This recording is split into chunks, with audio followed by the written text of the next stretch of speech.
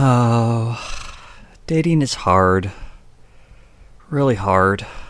Especially for leftist soy boys like me who have never really touched a woman. But hey, my pal, Roaming Millennial, has posted some great advice for how to date an intersectional feminist. Any man worth his weight in testosterone would know that feminists are not women. They're close to girls or ingrown female babies, but not women. Not really, of course. This is actually just a video of her talking shit about an intersectional feminist.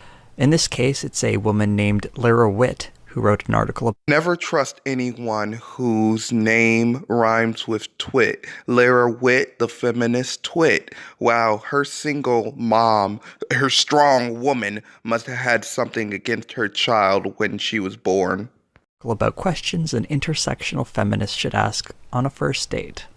Before really getting into those questions, Roman Millennial gives Lara Witt's Twitter account a shout out with this. She really seems to have a bug up her butt about white people. But whatever.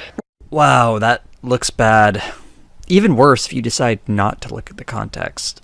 Instead, if you spend about 1 minute looking into it, you'll see that this tweet is actually at the end of a tiny little thread commenting on a story about a mixed race girl growing up in Ireland who was raised by white parents.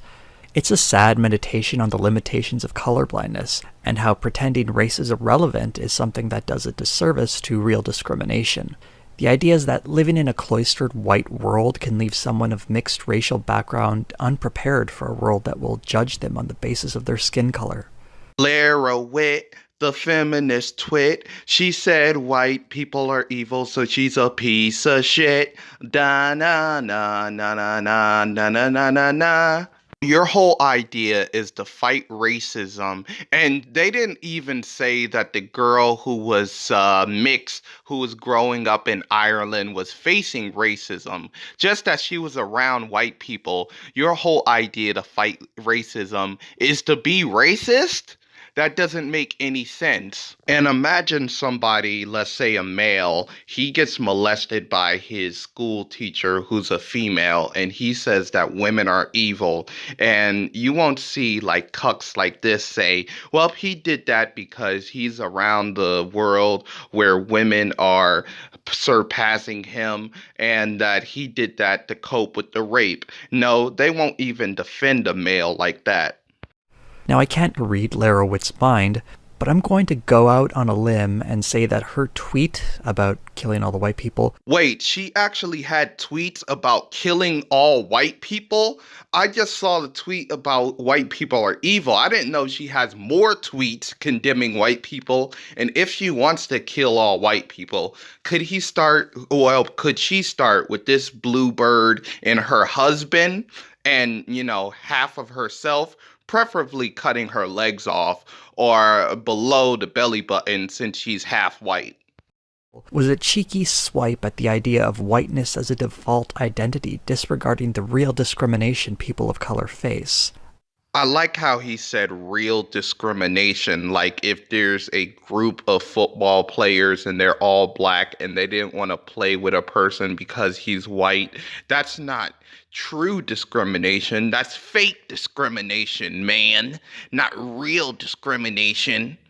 Imagine if it was like a woman gets raped in her vag, and then like a woman, she wakes up with a cock in her mouth, and the woman who got raped in her vag says, hey, you didn't get truly raped. That's not real rape. I got raped. The traditional rape. Wouldn't this cuck be like outraged and stuff like that? You get my point. I managed to decode that tricky bit of subtext by reading the actual text of what she wrote. And if you really want to ignore that context, I'd like to point out that Lara Witt has a white father and a white husband. Means absolutely nothing. That's the equivalent of saying I have a black friend. And don't you know that slave owners and slave masters, whatever the hell you wanted to call them, had many minority lovers and black, Mexican, all types of lovers throughout their lives, but they still oppressed and denigrated persons of color throughout history. So that's pretty much retarded. 6. What is your understanding of settler colonialism and indigenous rights? I didn't grow up in the United States. I was raised in Switzerland, so my understanding of how Europeans committed genocide against indigenous populations here in the US was fairly limited. It required a good deal of my own research to really understand how settler colonialism works and how devastating the erasure and violence against Native Americans is and was. Your date thinks Native Americans are tropes or relics of the past? No thanks. No one thinks that. Just nobody. Okay, this shit. She just kind of says that no one believes in it, right after reading a section where the author admits that she was someone who believed in it until she was educated on the subject. Are you taking in anything you're actually reading here? No, she didn't. She said as a person from Sweden, she did not know the colonization and the exploitation of the native people of America. Not that she thought that they were tropes and some types of stereotypes. If you're totally ignorant of a people, then you wouldn't know their stereotypes, would you?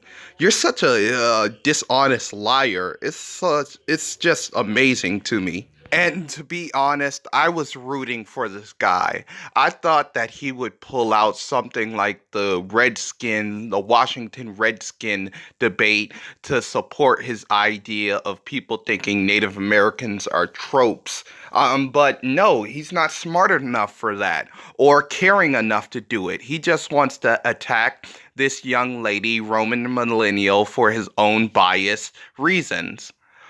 Do you believe that Black Lives Matter? Yes? Wonderful. Let's start here. There are 3 categories that are non-negotiables for me: an understanding of race, class, and gender. I don't want to have laborious discussions where I have to prove to someone that white privilege or not black privilege exists. If they are willing to learn and listen and make the space to decenter their whiteness, if they're white, that's a good place to start. People aren't debating whether Black lives do in fact matter. People are debating whether systemic racial injustice still exists. Is someone having a different opinion than you on the issue really that much of a turnout that you need to find out their position right away on the first date in order to screen them out? Okay, what Roman Millennial isn't getting here is that her position, and brace yourself here, is one of privilege.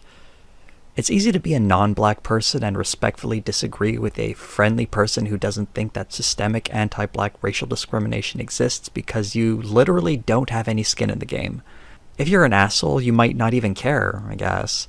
But if you're someone who cares about injustice, systemic discrimination might bother you.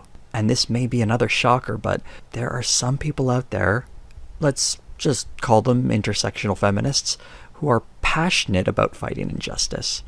And if that passionate person is black and someone who therefore faces that systemic discrimination, they might not want to date someone who thinks they're delusional. This is a trope of identity politics. You're not part of my identity, so you can't tell me you're wrong or I'm wrong or anybody who identifies with me is wrong. I mean, come on here. I mean, if I tell a person as a black male that women of all colors have inherent privilege over me, I wouldn't say, well, you're not a black male, so you don't know my struggle. Come on, please. And somebody could use this whole idea if they're white or a white male by saying, well, I can't get a scholarship for simply being white and smart as a male, but everybody else can. Black and smart, black scholarship. Latino and smart, Hispanic scholarship, etc., etc. So just the whole idea and the whole premise of your whole identity policy debate is just overall trash. But I stopped here just to point out that he is a white supremacist. Now, he is one of the more soft-core white supremacists, and he used white supremacy to hurt white people instead of kind of help white people. And the half-breed is also a white supremacist too. Well, half white supremacist, I should say. And they all think that white people are inherently better than minorities. That's why they have this whole identity or their chip on their shoulder about the white male. They're just bizarro world white supremacists. And closing, that's my whole statement. Please like and subscribe to this channel and share this video, and I am out.